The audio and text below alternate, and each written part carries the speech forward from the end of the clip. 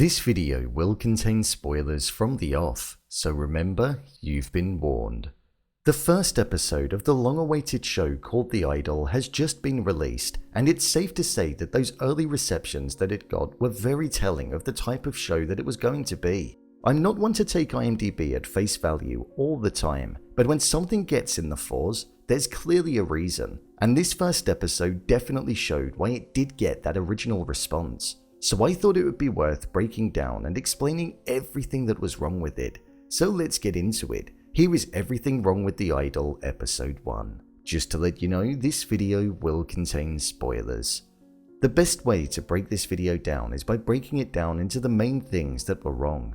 Let's start with the characters.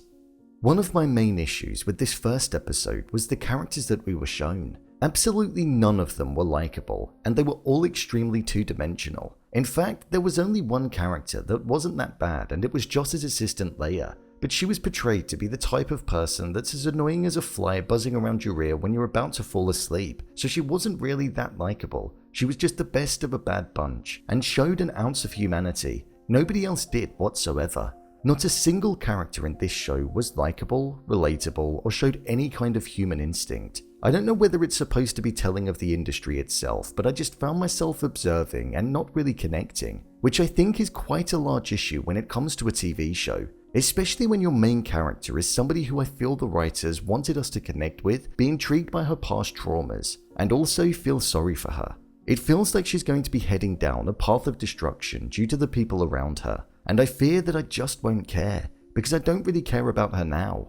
And that will prove to be the main issue where the show falls down, because if it does things that nobody cares about, then it's all in the name of nothing.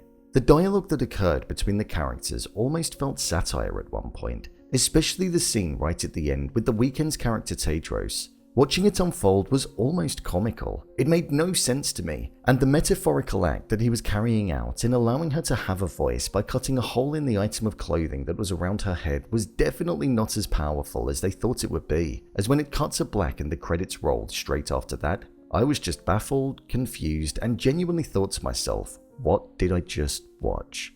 It genuinely felt like there was no valuable dialogue that was spoken. There were some real cringy lines that were spoken, such as, "You're dangerous, how can anybody not fall in love with you?" which was spoken by Tedros after first laying his eyes on Joss, something which just felt extremely unnatural and weird. Considering the character Joss was in a vulnerable position, the fact that one of the first lines in the entirety of the show was basically implying that mental illness was attractive was something that was a bit strange, and like it was contradicting what the plot of the show was about. But maybe it's something that will get developed more. The most important line in the entire episode felt like it was spoken towards the end, when Joss said, "When you're famous, everybody lies to you," something which I feel is going to be telling of the direction that the show is going to be going in. The graphic nature.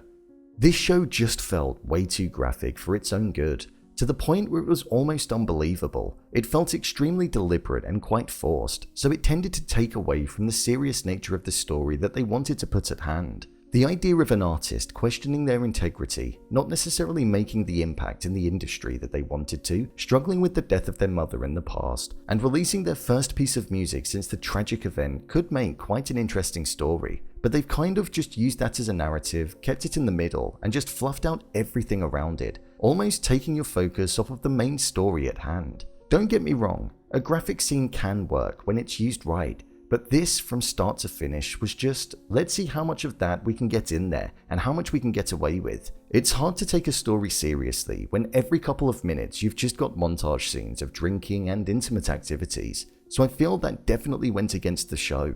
The lack of direction in the episode. The first episode of this show, like I said in the previous section, was something that I felt had a good story at its core, but it just wasn't that well handled. I watched the trailer for the upcoming episodes in the series, and to be fair, it does look as though it has the potential to improve, with it seeming as though Tedros is going to be the character that starts to drift Joss away from her team, her style of music, and looks to seek a grasp on the world that she has. His controlling nature looks like it will become present, so it could get really dark, and the avenue for a good plot could be delved into, but if it's anything like what we had in this first episode, then I don't feel as though it's going to land, and all it will be is a concept that was kind of there but just fell short and never achieved its potential. So what was good about it? I'm not somebody who just likes to slam a show, because I feel you can always find a couple of positives in something, and there were some here. One thing that I was impressed with and did actually quite like about the show was the way that it was shot. It gave off the impression that it was shot on film, so aesthetically it was really nice to watch. The color grading also really allowed the vibrancy of the setting to shine, especially the scenes during the first half where she was outside. The green of the grass, the red of her outfit, and the blue sky was really able to pop through the screen when watching it. So visually, in terms of a stylistic point of view, I thought it looked the part and it felt like there had been some effort that was put into thinking about how it should look.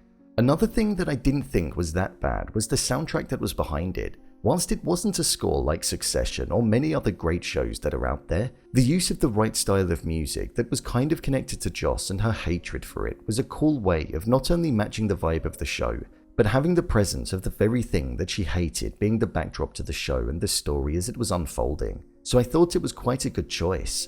Where does the show go from here? Well, during the ending, we saw that Tedros kind of acted like somebody who gave Joss the voice that she felt that she was lacking. So it feels like he's going to find a way of manipulating her and getting into her life in some way. The very people that she feels are lying to her at the moment are probably the people that are actually looking out for her. There were those weird scenes in the bar where there were some individuals looking like they were acting a bit sketchy, so I wonder if they're related to Tedros in some way. It feels as though Joss is going to head down a dark path, and when she does, there's going to be nobody there to pull her back, as Tedros will most likely be encouraging it, with him looking for security cameras in her home and acting like a very strange individual. I think we will see a darker side to the character. I hope it does improve, as there is a concept there at its core, but I just don't know if it's going to be the sort of show that does improve as time goes on. I'll be covering The Idol on a weekly basis, so feel free to hit subscribe to find out if it does actually improve. If I finish this season with a video titled Everything Good About the Show, then you know it's done a pretty good job, but I'm not feeling optimistic. I guess we'll just have to wait and see. So, there you have it, Everything Wrong with The Idol Episode 1. If you want to see more videos such as endings explained, theories and predictions, and character breakdowns, then click on the I button. Or alternatively, you can head over to my channel where you'll find them all. If you'd like to give me a show or movie that you'd like me to review, then head over to my Twitter @BrainPilot_, and tweet me what show or movie you'd like me to review next. And finally, if you'd like to see what I rate the latest movies that don't quite make the cut to getting a dedicated video, then head over to my Letterboxd profile. It's where I rate the latest releases in real time. What did you think of this first episode? Leave a comment down below, and don't forget to subscribe. I'll see you next time.